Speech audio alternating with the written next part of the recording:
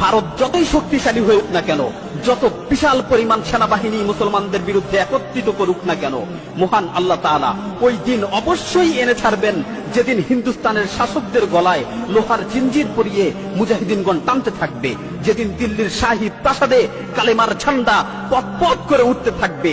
হে মোহাম্মদ বিন কাসিম ও তারেক বিন জিয়াদের উত্তরসূরিরা, সমগ্র বিশ্বের মুজাহিদিনরা জেগে উঠেছে, তাদের মাধ্যমে রাসূল সাল্লাল্লাহু আলাইহি ওয়াসাল্লামের ভবিষ্যৎবাণীগুলো আজকে বাস্তবায়িত হয়েছে।